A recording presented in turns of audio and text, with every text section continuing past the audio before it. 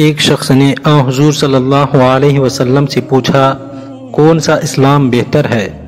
آپ صلی اللہ علیہ وسلم نے فرمایا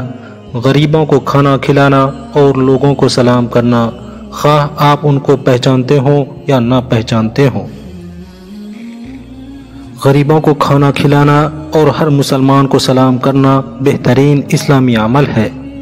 حدیث پاک میں فقیر سے مراد پیشہ ور فقیر مراد نہیں ہے، کیونکہ ان میں سے بعض تو صاحب نصاب ہوتے ہیں، بلکہ غریب سے مراد حقیقی غریب مراد ہے۔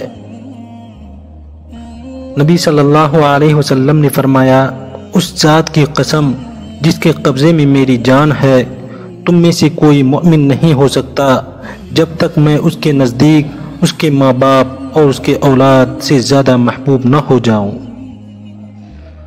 تکمیل ایمان کے لیے ضروری ہے کہ حضور صلی اللہ علیہ وسلم کی محبت ہر چیز سے زیادہ ہو، ماں باپ سے، اولاد سے، مال و دولت سے، اپنی ذات سے اور تمام لوگوں سے اللہ اور ان کے دین کی محبت بڑھی ہوئی ہو۔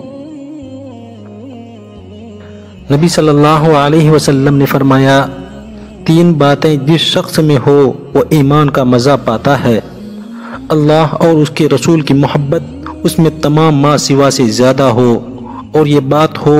کہ جس سے بھی محبت کرے اللہ کے لیے کرے، اور یہ بات ہو کہ وہ کفر میں واپس لوٹنے کو ایسا برا جانے جیسا کہ آگ میں ڈالے جانے کو برا جانتا ہے۔